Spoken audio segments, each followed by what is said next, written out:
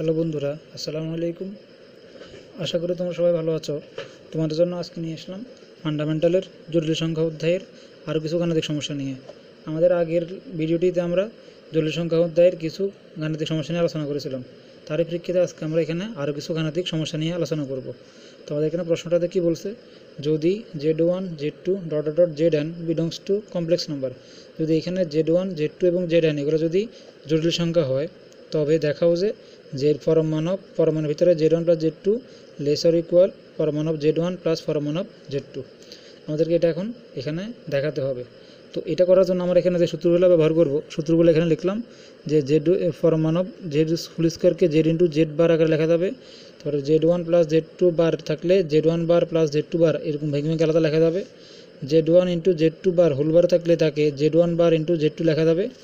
Z plus Z2 bar K two real number of Z laser equal 2 of Z লেখা যাবে। তারপরে Z1 পরমাণু Z1 into Z2 K equal Z1 into Z2 এরকম আকারে লেখা যাবে, এবং পরমাণু Z2 ইকুয়াল টু Z2 বার এরকম আকারে লেখা যাবে। মানে জটিল সংখ্যার ক্ষেত্রে আমরা এখানে এইগুলো সবগুলো সূত্র, এই সূত্রগুলো এখন আমরা এখানে অঙ্কটাতে ব্যবহার করব। তাহলে আমরা এখান থেকে লিখি,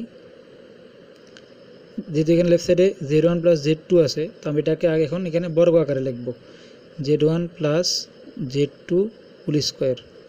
যেহেতু এখানে Z1 প্লাস Z2 বর্গ আকারে লিখছি, তাহলে Z1 প্লাস Z2 এখানে দুইটা আছে, তাহলে ভেঙে ভেঙে লিখি Z1 plus Z2 into Z1 plus Z2।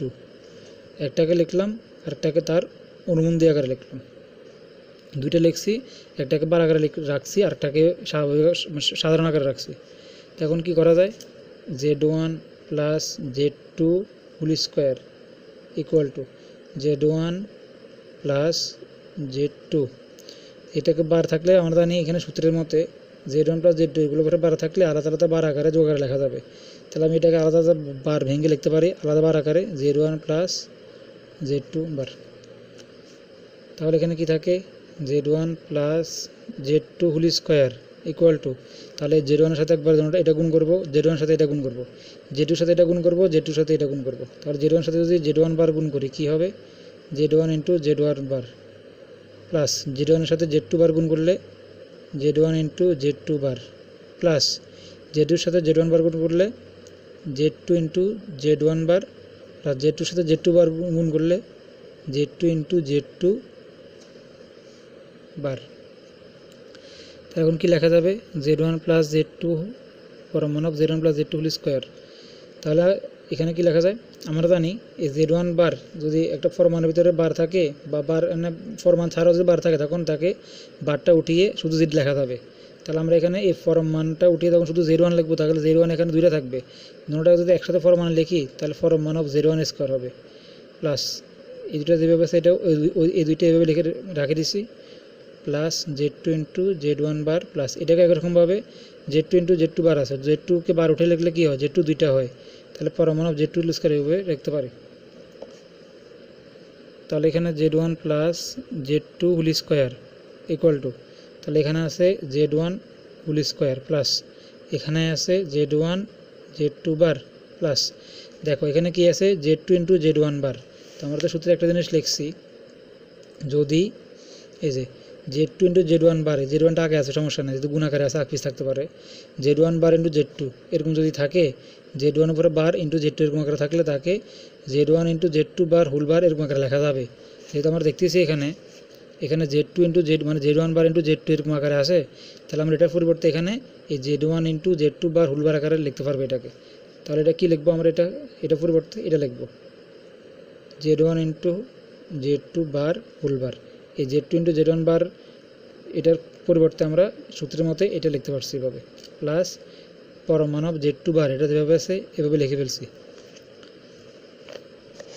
আচ্ছা, তো এখন তো Z1 plus Z2 whole square equal to এখানে থাকে পরমাণু Z1 স্কোয়ার প্লাস, দেখো আমরা এটা করাতে কি সুবিধা হয়েছে আমাদের, আমরা একটা সূত্র দেখছি এখানে যে Z প্লাস Z বার এরকম আকারে যদি থাকে তখন তাকে two real number of Z লেখা যাবে।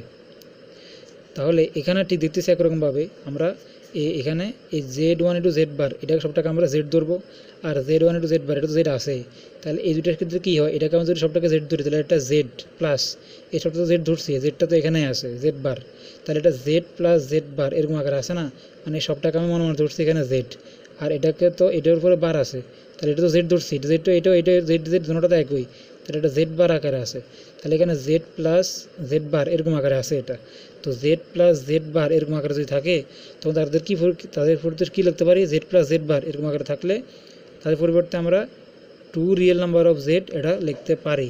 তাহলে আমরা এখানে এটাকে জেড ধরছি, এই সবটাকে যেহেতু জেড বার আছে, জেড প্লাস জেড বার আকারে আছে, তাহলে এখানে আমরা এটা দুটো পরিবর্তে এই সূত্রের মতে 2 রিয়েল নাম্বার অফ জেড লিখতে পারবো। তাহলে এখানে লিখতেছি 2 রিয়েল নাম্বার অফ জেড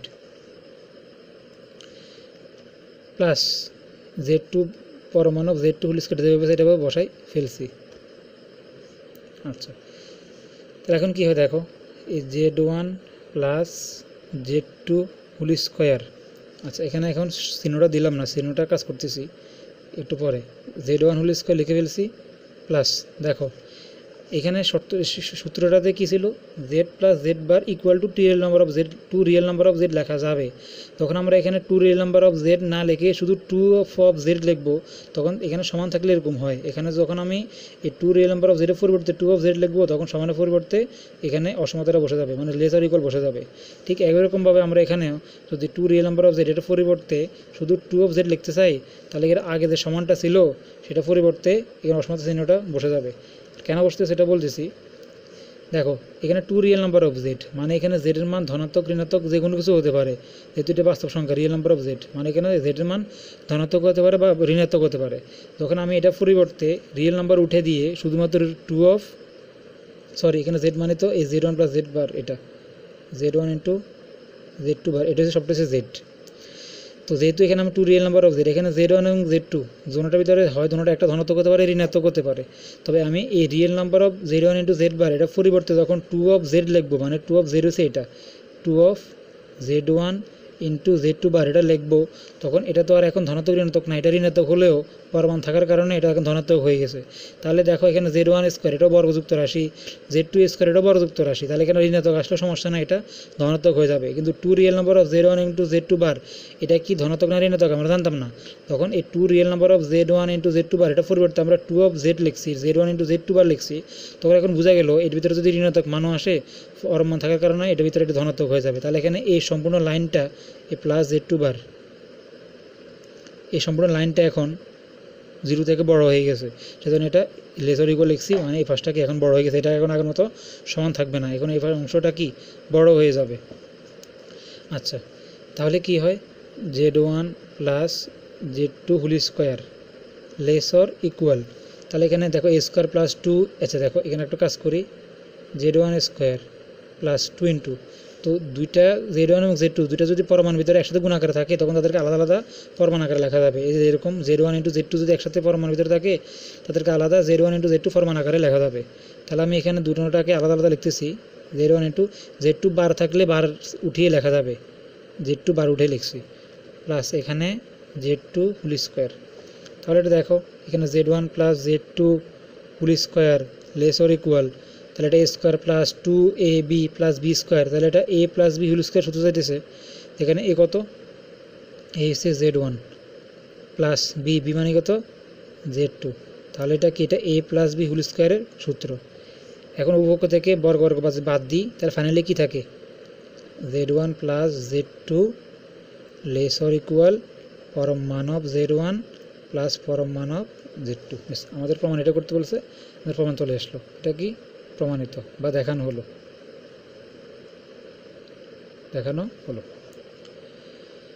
আশা করি তোমরা সবাই এটা বুঝেছো। তো আমাদের এখানে প্রমাণে কি বলছে, যদি Z1 Z2 এগুলো যদি জটিল সংখ্যা হয় তখন দেখাতে বলছে যে Z1 প্লাস Z2 পরমাণ লেস অর ইকুয়াল পরমাণু অফ Z1 প্লাস পরমাণু অফ Z2। তো এটা দেখানোর জন্য আমরা এখানে কিছু সূত্র ব্যবহার করছি, তখন সূত্রগুলো মনে রাখবা। তার পরবর্তীতে এই Z1 প্লাস Z2 এটাকে আমি প্রথমে বর্গ আকারে রাখছি, এই জিনিসটা মনে রাখবো, প্রথমে এই Z1 প্লাস Z2 এটাকে বর্গ আকারে রাখছি, বর্গ আকারে রাখার পরে এখান থেকে দুইটা বর্গ লিখছি, তাই দুইটা লেখা যাবে, দুইটা লিখছি, তবে একটাকে একটার অনুবন্ধী আকারে লিখছি। এটা একটা অনুবন্ধী আকার রাখছি, তোমরা শুধুমাত্র এখানে এই লাইনটা মনে রাখবা, বাকি কাজ সবগুলা ইজি। বারগুলা ভেঙে লিখবা, ভেঙে এর সাথে গুণ করবা, গুণ করে এই সূত্রের মধ্যে কোনটা জায়গায় কী লাগছে না লাগছে এই অনুযায়ীগুলো বসাইবা, বসে এখানে এই প্রমাণটা এখানে এভাবে চলে আসবে। আশা করি তোমরা সবাই এটা বুঝেছো। আমাদের পরের অঙ্কটাতে দেখি।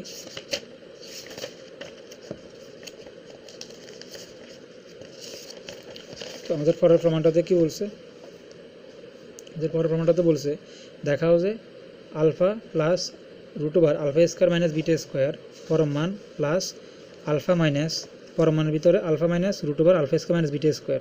লেফট সাইডে যখন আমি দুটো যোগ করবো সমান রাইট সাইডে পাবো alpha plus beta plus alpha minus beta.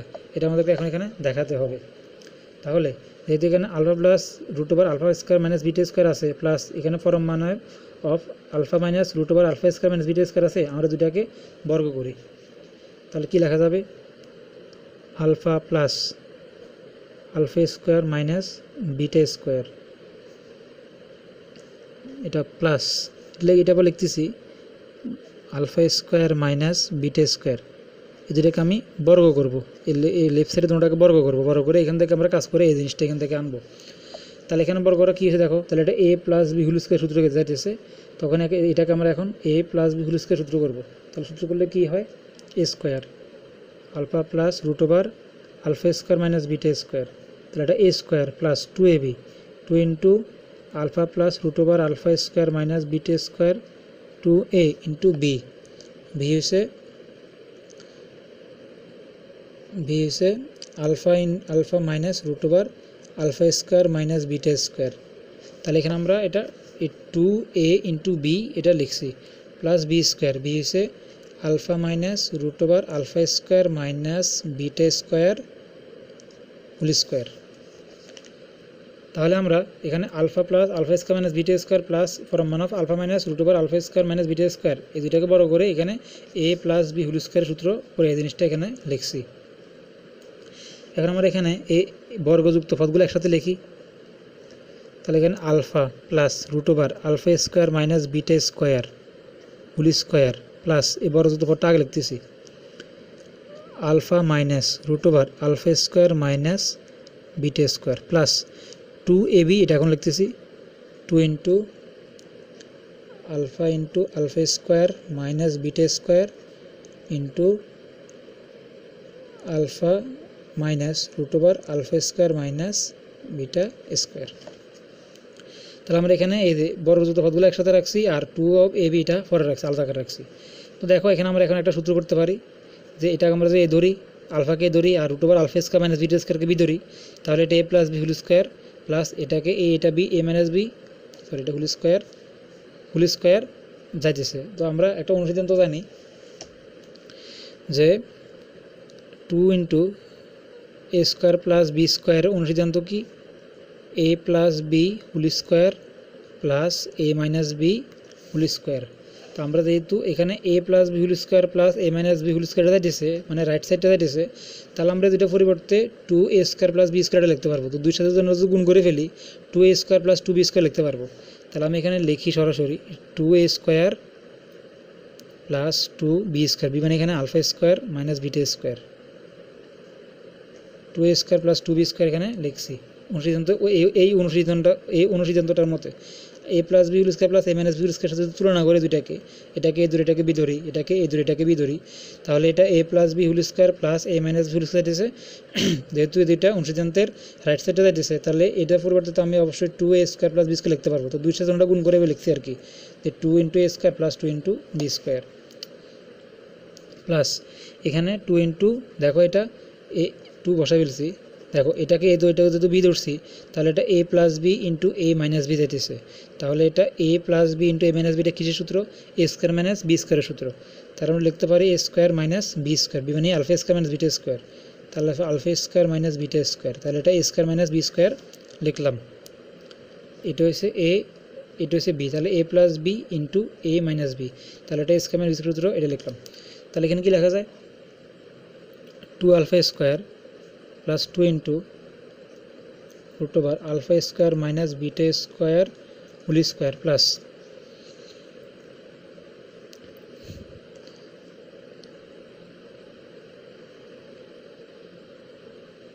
দেখো তাহলে এখানে কি লেখা যায়, এখানে তখন এটা তো রুট স্কোয়ার রুট কাটা চলে যায়, তাহলে কি থাকে 2 ইন্টু এখানে আলফা স্কোয়ার থাকে মাইনাস স্কোয়ার রুট কাটা গেলে থাকে কি আলফা স্কোয়ার, এই মাইনাস মাইনাস এটা প্লাস বিটা স্কোয়ার, তাহলে এখানে আলফা স্কোয়ার কাটতে পারি, তাহলে কি থাকে 2 ইন্টু ফর্ম মান অফ আলফা স্কোয়ার প্লাস এখানে থাকে 2 বিটা স্কোয়ার, তো 2 বিটা স্কোয়ার এটা লিখে ফেলি plus 2 into alpha square minus beta square whole square plus 2 of beta square, এখানে বিটা স্কোয়ার আগে থাকে শুধুমাত্র, তাহলে দেখো এটা কি সূত্র, তাহলে এটা এই 2 alpha square plus 2 beta square plus 2 of beta square, তো এখান থেকে আমরা কি লিখতে পারি, যেহেতু এখানে এই 2 ইন্টু এটা alpha square minus beta square আছে, তাই স্কোয়ার কাটা গেলে থাকে কি শুধুমাত্র এখানে alpha square minus beta square থাকে, তাহলে 2 আলফা স্কোয়ার থাকে প্লাস এখানে স্কোয়ার রুট কাটা চলে গেলে থাকে 2 into alpha square minus beta square plus এখানে থাকে 2 অফ বিটা স্কোয়ার, তাহলে আমি এখানে আগের মতো বর্গযুক্ত পদগুলো আগে লিখি 2 into alpha square plus 2 into beta square plus এটা কি লিখতে পারি 2a square minus B square, তাহলে 2 into A plus B into A minus B, তাহলে কি দেয় দেখো, তাহলে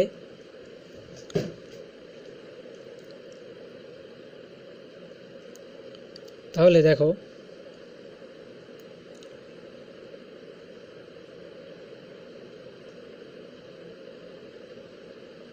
দেখো আমরা এখানে 2 alpha square plus 2 beta square এই দুটার পরিবর্তে কি লিখছিলাম এখানে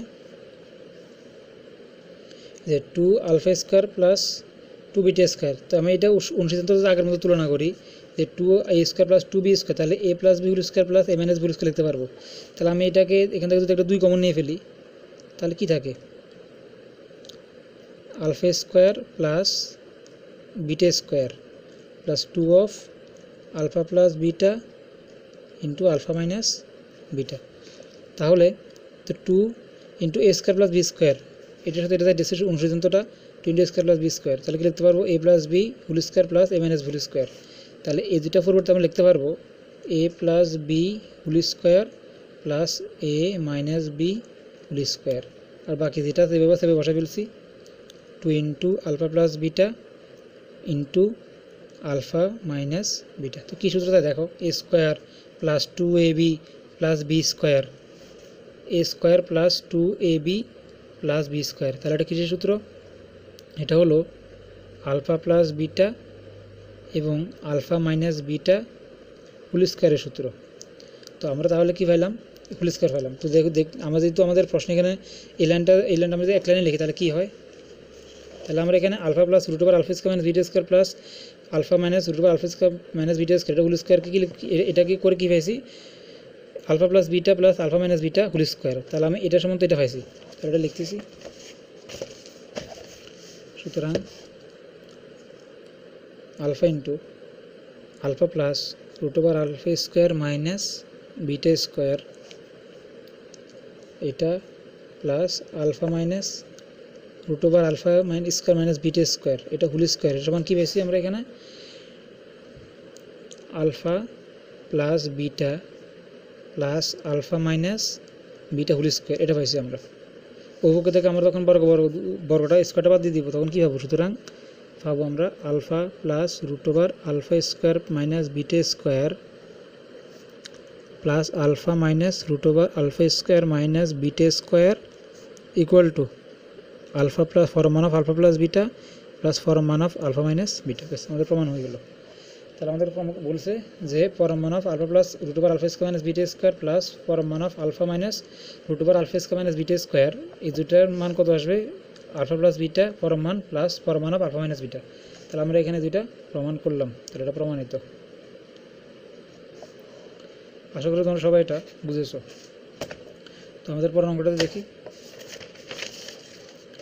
আমাদের পরের অঙ্কটাতে বলছে যদি Z belongs to complex, Z যদি বাস্তব সংখ্যা হয় এই জেড যদি জটিল সংখ্যা হয় তো দেখাও যে √2 ইন্টু ফর্ম মান of Z greater or equal real number of Z form মান প্লাস ফর্ম মান of imagine number of Z, এটা আমাদের এখন এখানে দেখাতে হবে।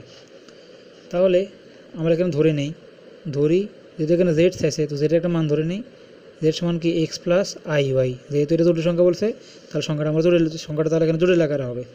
তো তো এখান থেকে জেডের এক্স প্লাস আই হয়, তাহলে জেডের বাস্তব অংশ কত আর ইমেজিন অংশ কত এটা বের করতে পারবো। তাহলে এখানে রিয়েল অফ জেড এখানে জেডের বাস্তব অংশ হয়েছে এক্স আর ইমেজিন অফ জেড এটার কাল্পনিক অংশ হয়েছে ওয়াই, এবং জেডের পরম মান √(x² + y²। এদের পর্যন্ত আমরা লিখলাম। তো এখন আমরা মৌলিক অসমতা অধ্যায়ের শক্তি বা ঘাতমূলকের একটা সূত্র শিখছিলাম, যে আমরা জানি এখন সেই সূত্রটা এখানে ইউজ করব, যে a⁴m + b⁴m/2 > a + b/2m। আমরা এখন এখানে এই সূত্রটা ব্যবহার করব। যদি এখানে x² + y² আছে, তাহলে x² + y² এটার ক্ষেত্রে আমরা এই শক্তি বা ঘাতমূলকের যে সূত্র সেটা এখন এখানে ইউজ করব। তাহলে এখানে যদি লিখি কী হয়, x² + y²/2 > x + y/2 m, মানে এখানে এই পাওয়ারটা আর কি, এখানে স্কোয়ার। শক্তিঘাত মধ্যকের যে সূত্র ছিল সেটার মধ্যে এখানে এই জিনিসটা এখানে লিখছে x² এবং y² ক্ষেত্রে। তাহলে এখন কী করা যায় দেখো, যেহেতু এখানে স্কোয়ারটা আছে, এই স্কোয়ারটা যখন এদিকে ফাটা দেবো ওইদিকে কী রুট হয়ে যাবে। তাহলে আমি আলাদা আলাদা রুট আকারে লিখতেছি, x² + y² √2 > এখানে থাকে x + y/2। এখানে দুইটা ভাগাকার আছে, দুইটা ভাটাল থেকে গুণ হয়ে যাবে, তাহলে x² + y² √2 > x + y। তাহলে এখানে √2 কে আমরা কি লিখতে পারি, √2² ইন্টু এখানে x² + y² √2 > কত x + y। তাহলে এখানে √2 একটা কাটা চলে যাবে, তাহলে কি থাকে, এখানে একটা √2 থাকবে আর √x² + y² থাকবে, আর কি থাকবে √x² + y² থাকবে > আর এখানে x + y থাকবে। তো এখানে কি থাকে √2 ইন্টু, দেখো তো √x² + y² আমরা কি ধরছি, এখানে এই √x² + y² মান হলো আসলে পরম মান অফ জেড। তাহলে আমরা এখানে এই √x² + y² পরিবর্তে লিখতে পারবো কি পরম মান of Z > x + y। x কি ধরছিলাম আমরা, রিয়েল নাম্বার অফ জেড ধরছি, আর y কি ধরছি, ইমেজিন নাম্বার অফ জেড ধরছি। তাহলে এখানে যেহেতু x + y আছে, এখানে x এর পরিবর্তে রিয়েল নাম্বার অফ জেড লিখতে পারবো, y এর পরিবর্তে ইমেজিন নাম্বার অফ জেড লিখতে পারবো। তাহলে এখানে x + y এর পরিবর্তে এই দুটো জিনিস লিখতেছি।